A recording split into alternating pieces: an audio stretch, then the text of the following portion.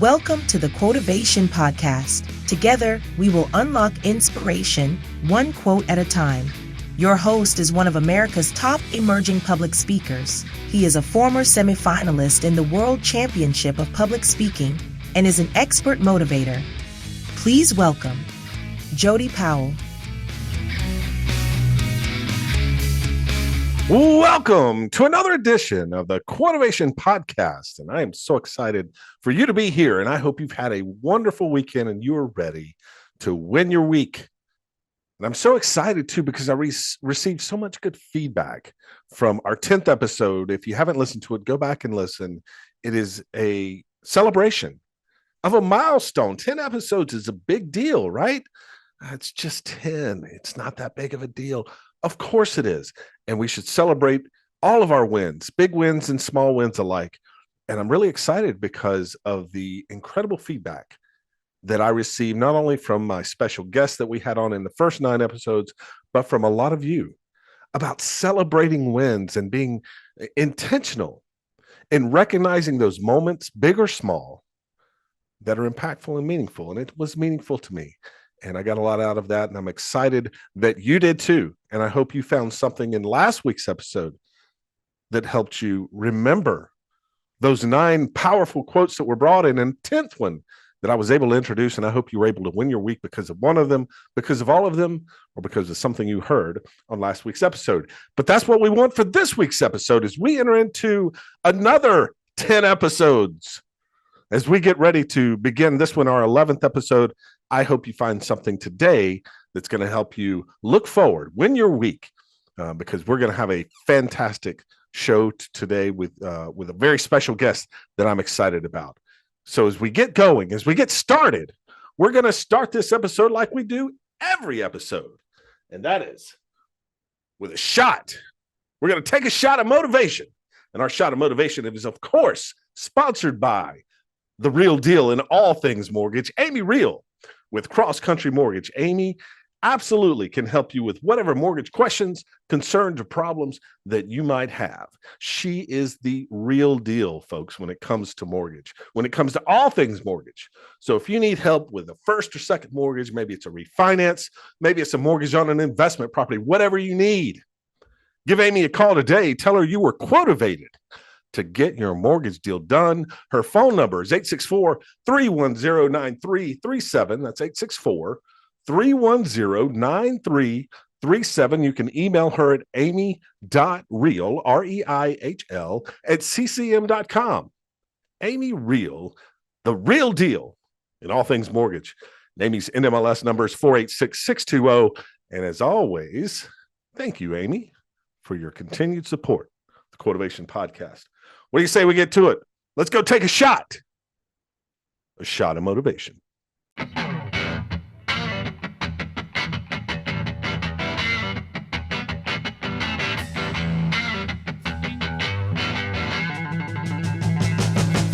It's time for a shot of motivation, where the vibe's like taking a shot, but the high is pure inspiration. This is a quick, powerful boost of motivation to fire up your spirit. Get ready for a rapid infusion of uplifting stories, impactful quotes, and game-changing ideas. It's the swift, potent dose you need to amp up your game and win your week. It's a shot of motivation.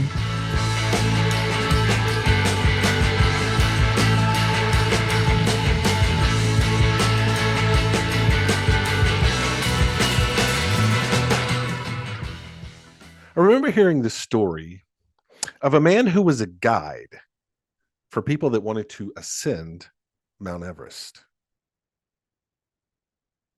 And as a guide, he would work with groups to prepare them for the journey, to get them ready for the challenges that lay ahead. He would give them cardio routines to do, getting them in shape and prepared for the physical toll that it's going to take on their body. He would give them nutrition plans to maximize the benefit of the lung capacity, of the endurance, of the ability for the body to withstand the external forces that they're going to face as they climb Mount Everest. There was one particular group that he had pulled together And on the night before the ascent, they always go out and have a pre-ascent dinner. And they went to dinner and they were able to eat whatever they wanted after going through this nutrition plan and all of this rigorous training and cardio. And they were already celebrating. They were celebrating the fact that they were about to go on this journey. And the guide stopped them and he said, I have a question for each one of you here at the table. What is the goal for the journey that we begin tomorrow? And they went around one by one, and each participant that was part of the group gave the same answer: to make it to the peak of Mount Everest, to get that selfie, to get that photo, to take this memorial that I have of a family member that's passed. I want to take it to the top of Everest and get a picture of it there. We all want to achieve the feat of climbing the tallest mountain in the world, to say that we were able to climb Mount Everest. That is the goal. And he listened one by one as each person gave the same answer. And when they finished, he just shook his head. He said, no, you're all wrong. That is not the goal of the expedition. The goal of the expedition is to survive. You could hear a pin drop at the table. The drinking, the celebrating, the laughter all ceased with the harsh reality of the danger they were about to face. They were confronted with the real goal that they were trying to achieve: to survive the expedition. And he looked at them and he said, did you know more people die descending from Everest than ascending to Everest? You want to get to the top, that's great. But you need to understand something. That is only half the journey. And if experience tells us anything, it's the safer half. Suddenly there was a new perspective about the expedition among the group. No longer was it about the glory of reaching the peak. They were truly focused on doing the things that needed to be done to make sure that when the expedition was over, they were still alive.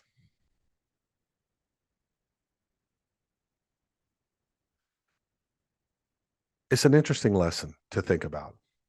Oftentimes, we are tempted to take our eyes off of what the goal truly is for a project, or for our lives, or for our careers, or for our children, or for our families. We take our eyes off the prize of what the goal really is and focus on the glory that comes along with success.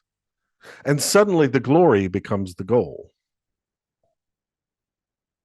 The group wanted to climb Mount Everest. They wanted to get the picture. They wanted to be able to say, I was on top of the world.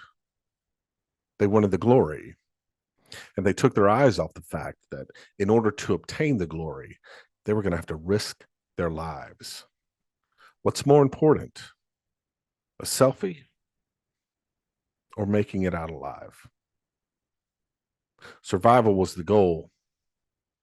The selfie was the glory. So what things are you facing this week that have a goal, but also have a glorification aspect to it? Don't take your eyes off the goal. Don't focus on the glory. Let the glory come as you complete the goal. Because if you complete the goal, if you stay focused and you do the things that you're supposed to do and you reach the goal, the glory will come with it. But you can't have the glory without reaching the goal. It would have done no good for them to climb Mount Everest, take all of these selfies, to say that they reached the top, only to perish as they descended from the peak. No, the goal was not to reach the peak. The goal was to survive. Focus on your goals this week. Focus on the things that will move you forward, that will accomplish what you're trying to do, instead of the accolades that come along with what you accomplish. Because when you accomplish the goals, when you reach the bottom of the mountain safely, the glory of making it to the peak will be there. And you'll be able to celebrate. You'll be able to celebrate not only the fact that, yeah, you made it to the top, but more importantly, you made it back down. You survived to tell the story. Focus on your goals this week, and you'll win your week. And that's all we're trying to do. Win our week. And I hope you are able to win yours. That's your shot of motivation for this week. I want to thank Amy Real, the real deal in all things mortgage. You want to climb that mountain that is the mortgage process. You need a great guide to help you do that. And that great guide up that mortgage mountain is the real deal. Amy Real. Give her a call. Let her help you reach your mortgage goals. She's the real deal, and tell her you were quotivated to get it done. Thanks, Amy. This has been a shot of motivation from America's leading emerging speaker, Jody Powell. We hope it helps you win your week.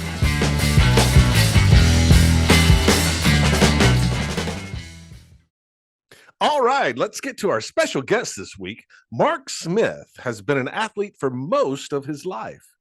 He had aspirations of being a major league pitcher and was set to report to spring training for the Atlanta Braves before injury brought that to a halt. Mark turned his athletic ability to the world of professional wrestling, working for promotions like the AWA, the NWA, Florida Championship Wrestling, and making it to the big leagues in World Championship Wrestling. However, the lifestyle of a wrestler took its toll. In his book, Wrestling with Demons, Mark writes about his career, the pros he worked with, and the success he experienced. But at the same time, Mark says his ego began to grow, as did his self-loathing, lack of conscience, self-esteem, and prejudice. When his wife of 3 years, who was pregnant at the time, walked out on him, he said he stopped to reflect on his life. Fast forward to today, and having been saved from a 20-year prison term, being given a new family, Mark saw God moving. He now teaches others about God's love and how to find peace. He's currently writing his next book, Wrestling with God, and wants to share his story with anyone willing to listen. Welcome to the Quotivation Podcast, Mark Smith. Mark, how are you, buddy? Man, I am good. Where I'm from, they say you're finer than a frog's hair, so I'm okay. And we're doing great. I'm sitting in the land of IKEA. Ooh. Usually, it's Swedish, a Swedish company, so therefore I would have to go and pay a lot of money to fly overseas and to experience Sweden. Well, I'm afraid after my wife's shopping, I probably would have been cheaper by paying for the airfare. So, but we're doing okay, brother. Got 3 of our 8 kids with us, and we're just having a good time visiting some family. And but one of my highlights of this trip is most definitely, brother, being with you.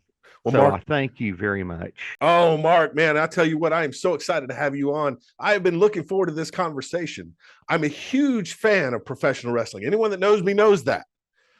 And it's really something that's special in my life. What I love about professional wrestling is not the storytelling or the drama or the male soap opera aspect, or even the athleticism, which is incredible.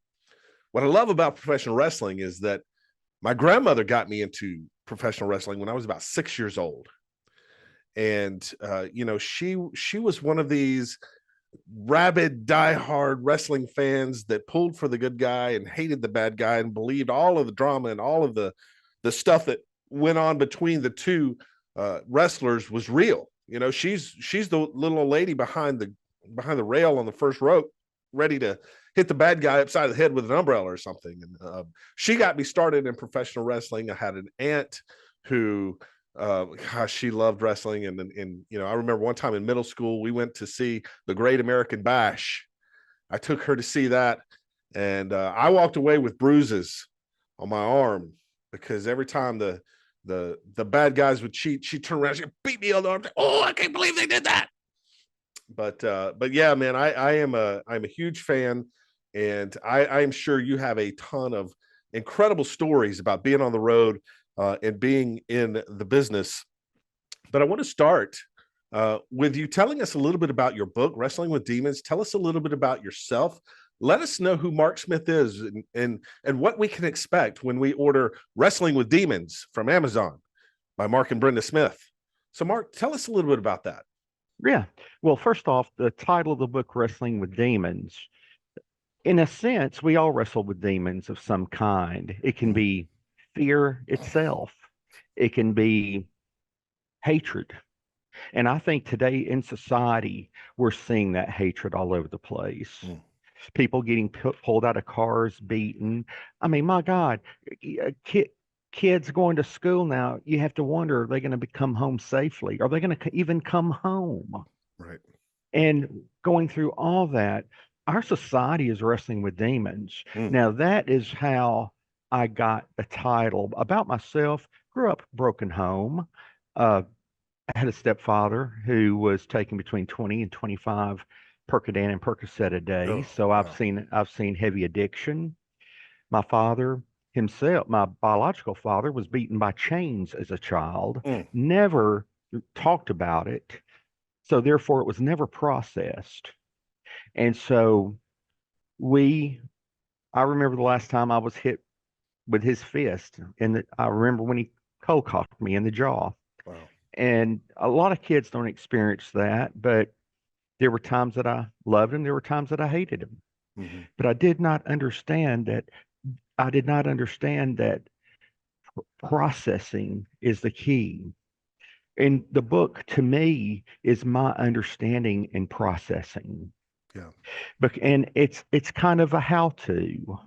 It's telling people, hey, I understand those uglies, if you want to call them that are in your heart, in your soul, in your mind, those triggers that just basically drive you up the wall or drive you to do something that you ordinarily wouldn't do. Yeah. So that's what we get into in this. But coming from the broken home, it was a thing where my foundation was not there. My mom did a great job with me. I appreciate her very much. I saw her yesterday, in fact. But if we don't have a foundation, we're in a lot of trouble. Yeah. Number one, we don't know who we are. If we don't know who we are, we don't know what we like and dislike, and we're not comfortable within our own skin. I loved baseball because it got me away from being Mark into being a baseball player. And as we get further into the talk, I'll tell you the worst mistake I've ever made in my life, that being going from Mark Smith, a guy who wrestles, to the wrestler Mark Smith. So I hope that kind of gives you a little bit of insight. It does. It does. And I want to dig in a little bit on that because that's a really interesting concept. I think a lot of time you talk about identity, and we have an identity crisis. So many people just really, as you mentioned, not having that foundation can lead to just a lack of self identity and self-awareness. And so I believe there's an identity crisis in the world. And then talking about going from Mark Smith, the wrestler, to the wrestler Mark Smith. And I think a lot of people, no matter what industry, no matter what job you have, when we have a lack of self-awareness, a lack of self-identity, we tend to put that into what we do. Right. And it's fun. It's like the first question when you meet someone, oh, what do you do? Well, that's not the most important thing about me is my job or my title. Right. There's so many more things that I could tell you about me than what I do. And it's more about who I am. So tell me a little bit more about Mark Smith, the wrestler, versus the wrestler Mark Smith. Yeah. Mark Smith, the guy who wrestles, was a guy that was still lost. As you said, I really didn't have an identity. The only thing I knew or understood was that my self-worth was dependent upon success. So naturally, going from this small town over here working against Billy Joe Jim Bob, and all of a sudden I'm in the ring with the Road Warriors or Flair or even The Undertaker. He was Mean Mark Callis back then. And Stunning Steve Austin, of course, became later Stone Cold Steve Austin, the Junkyard Dog. I mean, the Freebirds. And so I try to carry on the wisdom from the great guys, that a lot of the great guys I worked with. I'm a lost guy, don't know what the heck. I don't even know my purpose. All I know is I can get in that ring and I'm going to work my tail off. The bad thing is the only thing I knew was I could get in that ring and work my tail off. There's not a wrestling ring at home. There's not a you don't get in the wrestling ring when you're dealing with your family or your wife or your spouse, and so that transition has to be really difficult and really put you in a position where I don't know how to move forward in this. That's true. When I hit my lowest point, I had been married to a young lady for 3 years. Great lady. But I was the one not prepared to really give into a relationship. Again, I don't think I understood unconditional love. And if you can understand unconditional love and you're getting married, you might as well go ahead and start signing the divorce papers, because that's what's coming next, right? Right. And so with this, I'd walked in on coming in from a trip. She says, "I'm leaving." Something was very strange. I got in a car, I drove for a few minutes, came back, and there she is, very composed, everything. And I'm thinking, my God, what's going on here? And I thought, who am I really to ask her to stay? I'm the one that's run her off. Wow. I mean, in my book, Wrestling with Demons, I've had a lot of people ask me, Mark, if you have to say there's a bad guy in your movie, in your film, in your book, who is it? I mean, who caused all this? Me. That happens. Then I turn around and I get a call to come to the local sheriff's office, and they've got stacks of tapes of me talking with other people, and we're talking about steroids. Well, all you have to do is mention one other person's name, and they're going to nail you for distribution. That's where my 20 years was going to come in. Yeah. The sheriff who called me asked the gentleman from the Georgia Bureau of Investigation can you excuse us for a minute? He said, Mark, I don't know everything they have, but I know this. They're talking a big sentence. I've heard 20. Wow. I said, yes, sir. He said, here's a pen and a pad. Knowing you and knowing your family, I don't think you've been in this very much. I said, well, no, sir, not really. He said, you better write everything you know, son. You better write it all. Yeah. And it wasn't really a whole lot. I mean, I knew when I handed this to him, I knew I was going to serve my 20 because it wasn't enough, but it's what I knew. Yeah. Well, he calls the other man in from the GBI. He says, gentlemen, I've known his family. I've known him for a long time. And he's being honest, and everything on this paper is honest. You wouldn't serve anybody or the public any good by locking him up. Wow. And so that's what happened. How affirming. You can tell I'm in IKEA, can't you? Do you hear that? I heard. I think it said something like, Mark Smith, your wife has a large order that we're going to have to deliver to your house.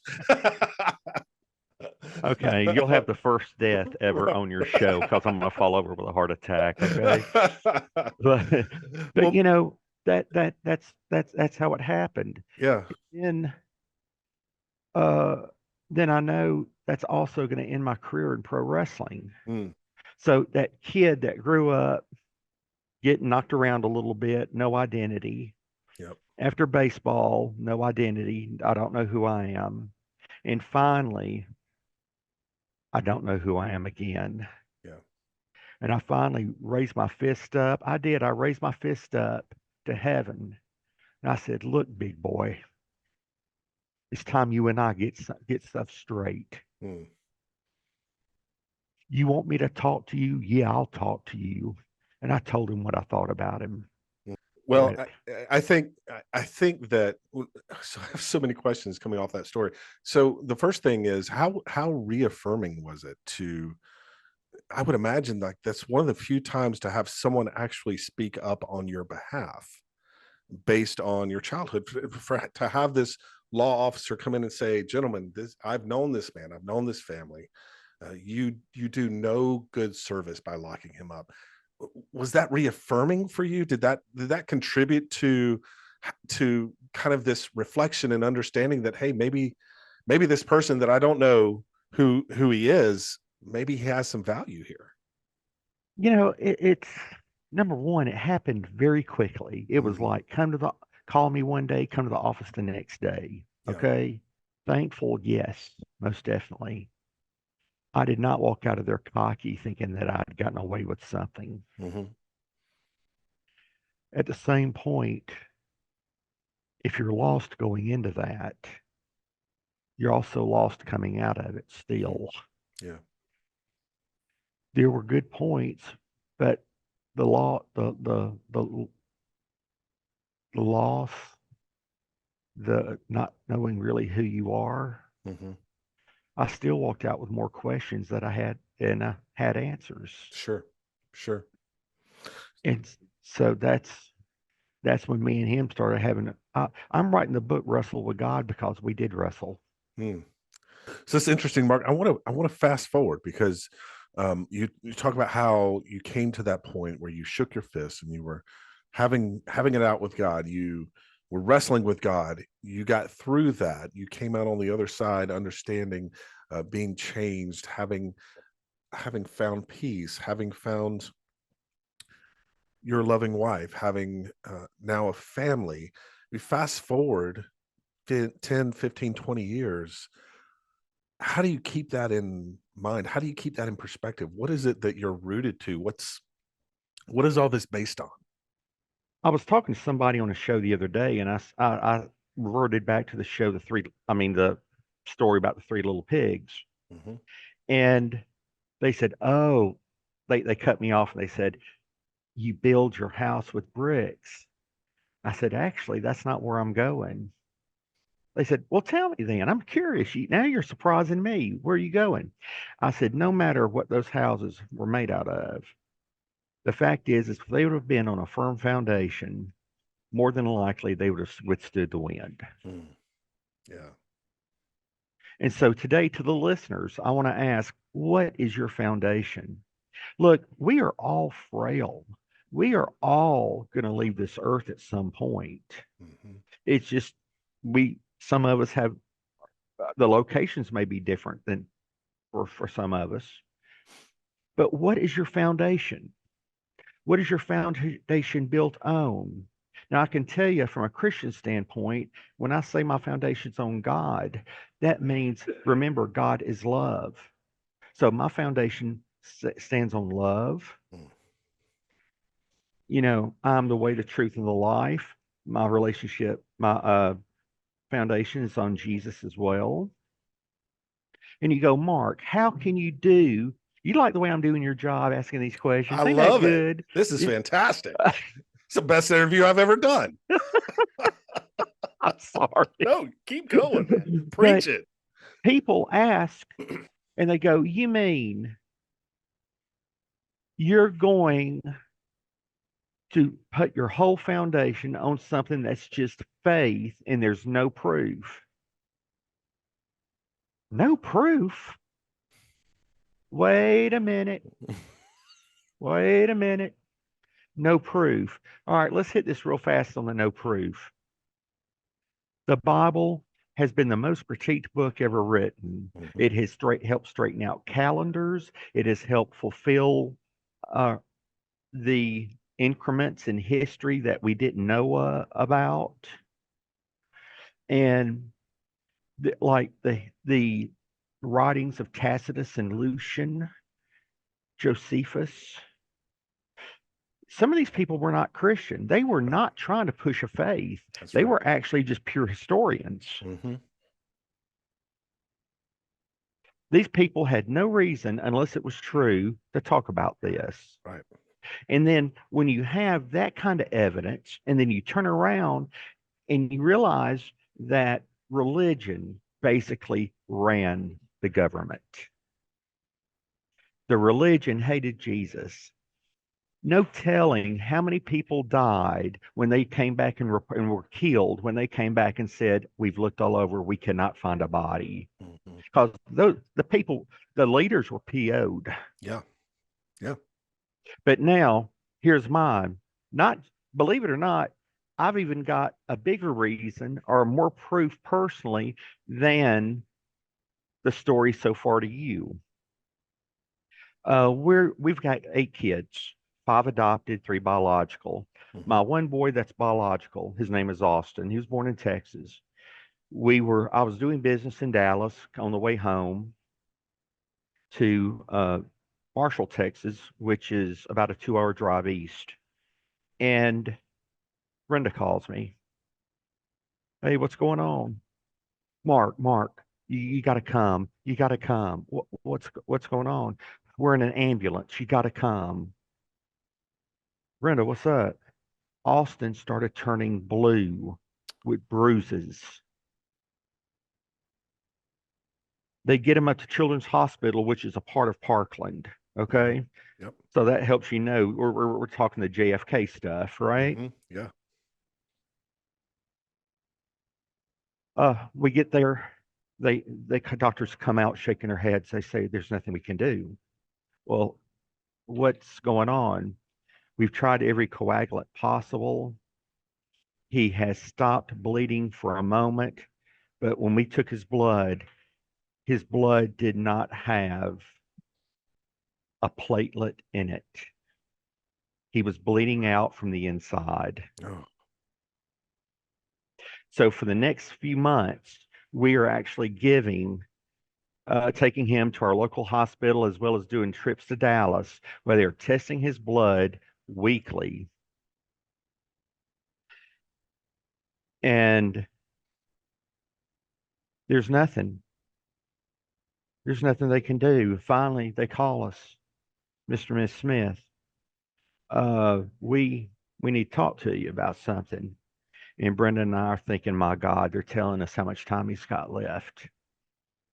Because we had to put knee pads on him, elbow pads. They told us if he had a scratch, he would bleed out Wow. because he had no Right. platelets. Right.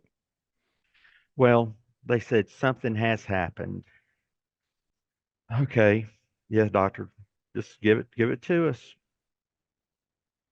This last blood test, I can't even remember offhand. This is what the doctor said, how many tests he's had. We said, well, he's probably had at least, what, a dozen to 15? He said, yeah, probably up around there, might even be up closer to 20. But we came in and we tested this new batch of blood, and Mr. and Miss Smith, overnight, millions and millions of platelets appeared in his blood. Wow. We've never seen it here at this hospital, but I mean, the only thing we can do is call it a miracle. Yeah. That's what it was. So, now, some people can say my life's a miracle the way it went, my wrestling with God, where I was brought to. And then, but see, I've even got more logic than that because I saw it happen to my own son. Yeah. And when you take that and the other stuff we talked about at first, let me ask you, wouldn't it take more faith for me not to believe and put my foundation on God and Jesus? Mm-hmm. That's exactly right. People work so hard to discredit stuff when really it's not that they're driven to prove something wrong. They're just simply afraid of change. Yeah. Because psychologists and sociologists both say that the one thing that stresses an individual out the most is change. Mm. Yeah. Without a doubt. Without a doubt. So, if you've grown up and now you're starting to understand stuff about this Jesus, hey man, that's a big change. Huge. It's a huge And so, change. yeah. And so for the listeners, for you out there, I hope I compel you. I I don't want you to do anything because it's simply I say it. That's not what this is about. This is about where we live in a world and it's so negative. With the right foundation, a lot of those negatives become positives. Mm-hmm. I made a guy at Walmart cry the other day. I mean, seriously, he he was a new greeter, right? Mm-hmm. And I said, "You remind me of Sam Walton." And he laughed and cut up. And he said, "Yeah, I actually drive an old beat up pickup truck too." Yeah. And I said, "Well, I'll tell you what, brother. Walking in here, it feels like Sam Walton's in here telling greetings, saying hello. You make my day every day I walk in here." He rubbed his eyes. He said, "Brother, I sure do appreciate that." And now he hugs me when I go into Walmart. Yeah. Yeah. But but something so simple. And look, it's a lot easier to love than hate. It is. Hate shortens your life. Mm-hmm. And hate promises you two things. That is, you're still going to die, you're going to die miserable, and then you're going to die alone. Yeah. That's what it boils down to. Now, this is just an old country boy wrestler talking, but this is what it boils down to. Well, it's an old country boy wrestler spitting facts and speaking truth. And it ties so well with the quote that you sent to me. Yes. So Mark, tell me about the quote. What is the quote and what does it mean to you? And a lot of what it means to you, you've probably already told us. So tell us about this quote. Sure. It's very simple. I mean, I didn't have to talk to Einstein or anybody like that to come up with it. He does have good hair though, but He does. That's beside the point. The quote, "God does not make junk." Mm. And yeah, it really ties into me because there was a point in my life where I saw myself as a waste of humanity. Why am I taking up somebody else's oxygen? Mm.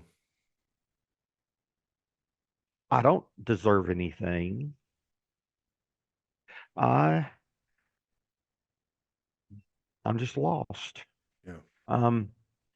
I'm lost and I'm having my own pity party and there's nothing nobody can say and I'm just going to get old and miserable if I live long enough to get old. Mm. Yeah. But then you turn around and you think about this. You and I have not known each other long at all, and it's like we're brothers. We could sit down and have a cup of coffee, couldn't we, and laugh ourselves to death. Without a doubt. You turn around and now you turn around and you're making relationships and love, and people are coming to you, and then they're walking away thinking, "Gosh, it's not as bad as what I thought." Right. People are willing to work on their relationships. People are willing to allow God. Notice I didn't say they work on themselves. They allow God to tweak a few things. Mm-hmm. And it will happen naturally. Yeah. So you'll notice the way you see something, you don't look at it that way anymore. Or it's like you're having these epiphanies of, oh my gosh, there is another way of looking at this. Yeah. And so God does not make junk. Even these people that are in these cities pulling people out of cars and beating them, we don't know what they've been confronted with. That's right. But I can guarantee you they are wrestling with internal demons, fear, hatred, greed. And you know what? The biggest, toughest people may be the most afraid ones, really, when you Yeah, boil it down. very But true. they're not they're not junk, and I can tell you why. A fellow named Tony Lynch and I, we're like brothers from another mother, just like a lot of us are here, Hmm. me and you.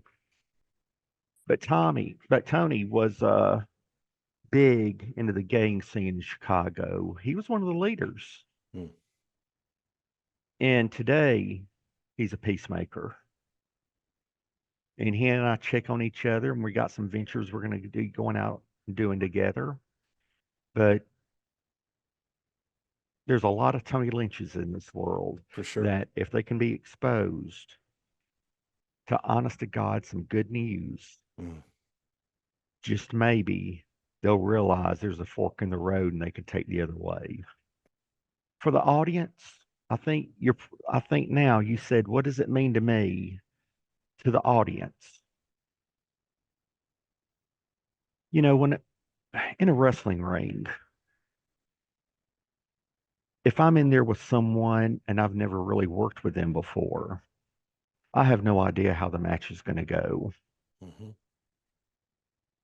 I don't know if it's going to be smooth. I don't know if he's going to try to potato me. I don't know if I'm going to have to give him a receipt or whatever the case may be. I don't have any idea. Yet, when we get in the ring into a collar elbow, we clinch up and we start working each other.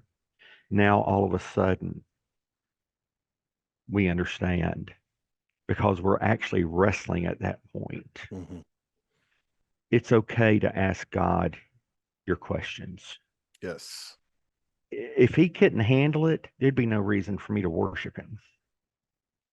But he can handle it. He can handle your toughest criticism. And he's willing to do it. He doesn't shy away from it. Right. And what you'll find out is if you'll wrestle with him, if you'll go collar and elbow and really try to get to know him and see how he's working with you, and he wants to see how you're working with him. Are you going to talk to him? Are you going to believe? Are you going to let him in? Or are you just going to kind of short arm and try to give him a little bit? He don't want a little bit. He wants the whole thing. He wants the whole barrel of trash, Hmm. and he'll clean it up. Yep. You don't have to worry about it anymore. Time wise, I don't know where we're at, but if you got any more questions or whatever, I'm happy to answer. I've got 1,000 more questions, but we are just about out of time. That worked out great, didn't it? 999 of my questions have to do with everyone that you worked with in the world of professional wrestling. So we'll take that offline, and you and I can we'll have a cup of coffee, and I want to hear all of the stories about all of my heroes. There you go. And one of my new heroes in wrestling, who is now Mark Smith. Mark, man, you're too kind. Normally, I ask you how our listeners could win their week with the quote, and your quote of "God does not make junk," but you've answered that question. And it's not even about winning your week. That's my thing. I love for my audience to win their week, to find inspiration, to do things that move them toward their goals. This is more than winning your week. This is winning your life. Right. Amen, man. Winning your life is realizing that God didn't make no junk, and we are all here for a reason and a purpose, and He will instill a passion for you to find your purpose. That's right. And that's the story that you have in wrestling with demons and wrestling with God, which I'm going to Amazon and I'm buying the one and I'm waiting for the other, because I want to hear more. I want to hear more about that. But Mark, this has been fantastic. Thanks you for your time. Thanks for taking time out of shopping at IKEA I hope we haven't kept you too long. I hope that the credit card debt has not been raised through the roof. I see an 18-wheeler backing up, and I'm sweating profusely right Yeah, now. right. I hope that's not coming to my house. But in all seriousness, Mark, thank you so much for being on. Your message is powerful. Your quote is even more powerful, and your God is the most powerful. So thank you for your Amen. time. Thank you, man. I love you, brother. Thank you. And that was Mark Smith. Mark, thank you so much again for being on the Quotivation Podcast. If you want to check out Mark's book, go to Amazon, search for Wrestling with Demons. It's an amazing book. I've already started reading it. I got it just a couple of days ago. I am just incredibly moved by the story of Mark Smith and the transformation and the change that has happened in his life. And you heard the stories, and you heard how the change came about, and you heard that powerful quote, God does not make junk. We're going to talk about that on the other side. So why don't you stick around, because it is time for a little dessert. It's time for the last slice of cheesecake.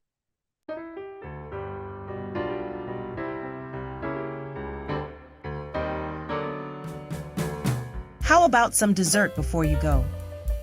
There isn't anything that can't be solved over a slice of cheesecake.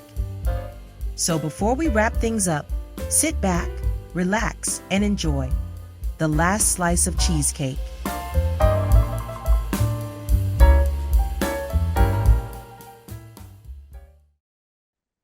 You know, on the surface, after listening to this episode of the Quotivation Podcast, you may think, well, this is one of those religious episodes. And depending on where you are and what you believe, that may interest you, it may not. And that's okay. But I would argue that it's not just one of those religious episodes. The quote from Mark Smith, God does not make junk. It applies to whether you are a Christian, Muslim, Hindu, atheist, doesn't matter. Because the meaning behind it is still applicable. It's still relevant to you winning your week. Because as human beings, we tend to have those self-destructive thoughts, those self-deprecating thoughts, the thoughts that I'm not good enough. I don't deserve to be where I am. I'm not worthy. I don't have the qualifications. I don't have the education. I have imposter syndrome. Someone's going to find out that I'm really not qualified to be here. All of those thoughts, all of those lies, all of those things that rattle around in our mind are created in our mind. Because whether you believe that God created the universe, whether you believe in the Big Bang Theory, or whether you believe in evolution, whatever you believe in, at the end of the day, you are not junk. You have the power, the strength, the knowledge, the ability to create awesome things in this world, to be an awesome person, to have a powerful, awesome influence on someone else. So see, this isn't necessarily a message of just Christian religion. It's a message about who you are. It's a message about what you're capable of. It's a message to say, stop putting yourself down. Stop thinking that you're not enough. I am enough. You are enough. And sometimes it feels like we're not enough because the world will just continue to pound on us and beat us down. And it feels like we can't handle it. It feels like I can't take anymore. I can't go back to that job again. I just can't. But the fact of the matter is, we have as much influence on the surroundings that we are in as anyone else. Our mindset, our thoughts, the people that we choose to associate with, the reactions we choose to have to certain situations, all influence how we feel about the situations that we're in. And if we're able to change our mindset, if we're able to have a positive outlook, if we're able to change it from I don't want to I get to, If we're able to change it from I would, but to I will because. Those are the things that create positive influence around us. Those are the things that you're capable of. Those are the things that are going to help you realize that God doesn't make junk. Mark said a couple of things that I thought were really powerful, and I just want to recap those. The first thing that he said that really spoke to me is it is a lot easier to love than hate. Hate shortens your life. Hate promises you two things, because we're all going to die, whether we express love or hate. But hate promises you two things: you're going to die miserable, and you're going to die alone. Now, why is that the case? Now, you could argue that there are people that together spew hate, that misery loves company, that those miserable people come together. So maybe you wouldn't die alone. Maybe you would die with someone who had the same viewpoint as you, or felt the same hatred that you feel. I would argue that you're still alone, because in the absence of love, there's loneliness. You can be surrounded by 100 people and still be alone and still feel lonely. It's not about who you're surrounded by. It's not about who wants to be around you. You're going to die miserable and alone, because that is what hate breeds. That's what it brings. That's how it makes you feel. When we think about it, when we're angry, and you can take any example, but let's take the example of road rage. Why can't everybody just drive as good as I can? Why can't people just understand the rules of the road the way that I do? Do you see what happens there? You isolate yourself. You are the only one. And in this case, you're lifting yourself above everyone else. But when you do that, when you lift yourself above everyone, guess what you are? You're alone. And you may think you're on top and it's lonely at the top, and that's the truth. But I'm going to tell you something else. Where you actually are is you're on the bottom, and it's even lonelier there.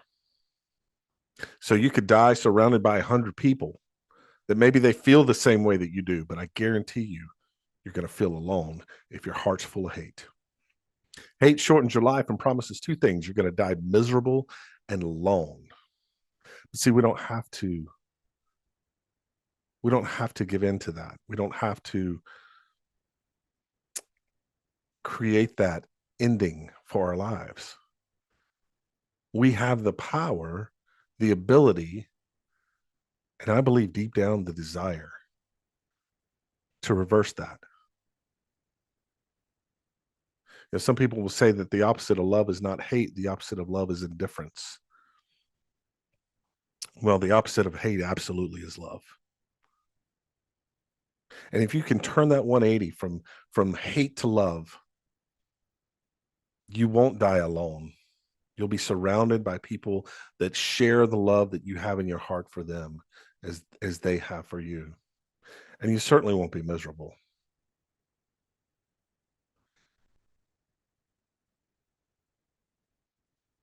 God does not make junk. So much easier to smile than to frown. You are capable. You are able to make a powerful impact on the people that are around you if you just get out of your own way. Remove yourself from your line of sight so that you can see others and have an impact on them. It's not even about you. It's about how you impact others. God does not make junk. A powerful message from a powerful man, an athlete, professional wrestler, man of God, a man who has seen the demon, has wrestled the demon, and with the help of God has overcome the demon. So I want to thank Mark Smith. I would encourage you to check out his book, Wrestling with Demons. And I can't wait for his second book, Wrestling with God. I'm sure it's going to be a powerful story. I hope you found something this week that's going to help you win your week. I hope you realize the power that you have to impact those around you, that you are enough, that you are capable, that you are powerful, and that you're awesome. You say, how do you know that? You don't even know who you're talking to. You don't even know who's listening to this. I know because of our quote today. Because quite frankly, God does not make junk. So go out today, go out this week, realize that you have the power to overcome any challenge, any obstacle, anything that's put in your way. You have the power to overcome it in a powerful way that impacts and influences everyone around you. And that'll help you win your week. That's all the time we have for the Quotivation Podcast. I want to thank Mark Smith for an amazing story. I want to thank Amy Reel, the real deal in all things mortgage. And I want to thank you for listening. Until next time, stay quotivated. You have been listening to the Quotivation Podcast, hosted by America's leading emerging speaker, Jody Powell. If you would like to book Jody to speak at your company, conference, or next event, visit www.jodypowellspeaks.com. You can also email him at Jody, that's Jody, at jodypowellspeaks.com. Thanks for listening. Don't forget to like, share, and subscribe to the Quotivation Podcast. And remember, stay quotivated.